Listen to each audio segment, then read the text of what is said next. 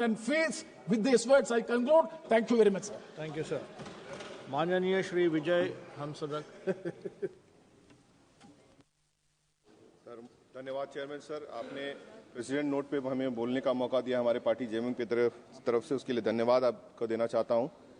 और ये कहना चाहता हूं कि सरकार कोई भी रहे, देश आगे बढ़ना चाहिए, विकास होते रहना चाहिए, लेकिन 11वें साल में और तीसरे टर्म के बाद वो गति उस तरह से सिर्फ मुक्तम और लिखतम में रहे तो ये हो नहीं सकता है। महाकुंभ की जिक्र की गई और जिस तरह से वहां घटना घटी, वहां जितने लोग आपके मरे, मैं उनके आत्मा की शांति के लिए प्रार्थना करूंगा, लेकिन वहां जो संख्या छुपाने के लिए और लाशों को ठिकाने लगाने के लिए जिस तरह से कार्य किया गया वो बड़ा ही निंदनीय है। और कहा गया कि जो है गति इस देश की विकास की जो है ट्रिपल की गई है, 3 गुनी कर दी गई है। मैं उसे बिल्कुल अस्वीकार करता हूं।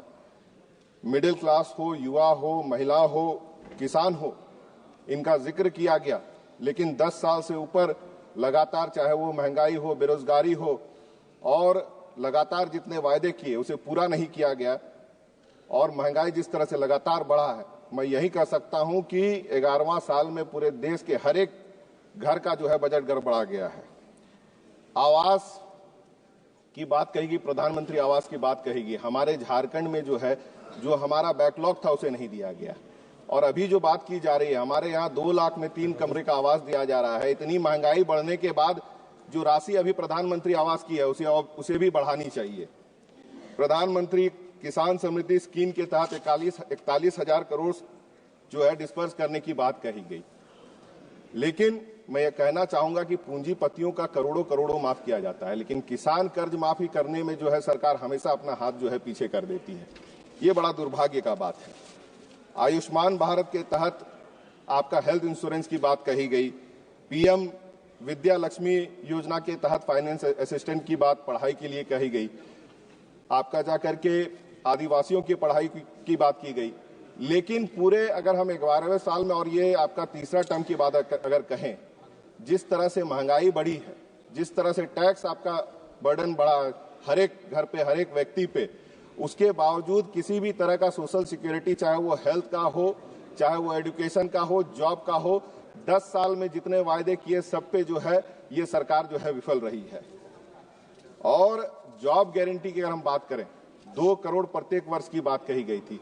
आज 11वां साल है, 22 करोड़ रोजगार की बात होनी चाहिए थी। 10 लाख रोजगार 2 साल में दे करके ये अपना पीठ थपथपा रहे हैं। कहीं कोई कंपैरिजन नहीं है सर, कहीं कोई कंपैरिजन नहीं है। ट्रेन के माध्यम से वंदे मातरम, अमृत भारत, नमो भारत के तहत बहुत सारी ट्रेनें की बात कही गई है। झारखंड जो आपका माइनिंग स्टेट है, या और भी बहुत सारे स्टेट है जहां से कि आपका जाके रॉयल्टी सबसे ज्यादा रेलवे को जाता है, और वहां पे आपका उसके बनिस्पत जो है आपका कम सुविधा दी जाती है। उसके अलावा जो आपका कोविड के समय जो ट्रेनें बंद हुई वो अभी तक आपका स्टार्ट नहीं हुई है। विकसित भारत की बात हमेशा कई बार विकसित भारत की बात इसमें आई, और जन सहभागिता, इकोनॉमिक प्रोग्रेस की बात हुई, डिजिटल रिवोल्यूशन की बात हुई, मॉडर्न इंफ्रास्ट्रक्चर की बात हुई, लेकिन सबसे बड़ा बैरियर इस गवर्नमेंट की डिवाइड एंड रूल पॉलिसी है। फूट डालो और राज करो। जो एकजुट करने की बात इतने सालों के बाद भी अगर आप नहीं कर पाए हैं, और देश को जो है पिछले पायदान में लगातार आप ठेलते जा रहे हैं, और जो विकसित भारत की जो कल्पना की जा रही है वो इस तरह से बिल्कुल नहीं हो सकती है। 8 पे कमीशन कर्मचारियों की बात कहेगी, लेकिन ओल्ड पेंशन स्कीम को लगातार जो खत्म करने का प्रयास किया जा रहा है, कहा गया कि यहाँ पे सारे लोग खुश हैं उस चीज से, लेकिन अगर कर्मचारियों से एक 1 to 1 पूछा जाए तो कोई कर्मचारी यहाँ बैठे हो या हमारे पार्लियामेंट के कर्मचारी भी खुश नहीं होंगे। और 3 करोड़ लखपति दीदियों की बात कही गई, लेकिन आज हमारे देश से कई करोड़पति और अरबपति जो है देश छोड़ करके जा रहे हैं। यहाँ के देश के सरकार के नीति के वजह से उस पर भी ध्यान देने की जरूरत है, क्योंकि वो बहुत बड़ा नुकसान हमारे देश को हो रहा है, और बाहर से निवेश भी लगातार जो है यहाँ के सरकार की नीतियों के वजह से कम होते जा रहा है। इस पे भी ध्यान देने की जरूरत है।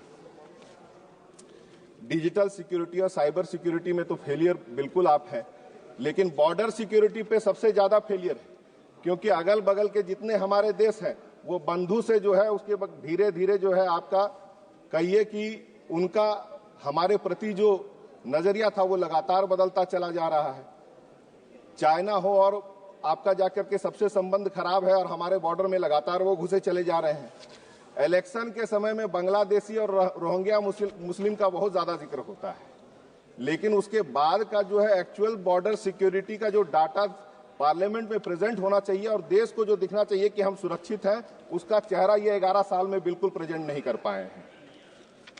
आप ट्राइबल्स की विकास की बात करते हैं, पठन पाठन में अभी भी 1855 का जो है सिधू कानू का जो आपका आंदोलन था वो अभी भी लगातार पढ़ाया नहीं जा रहा है।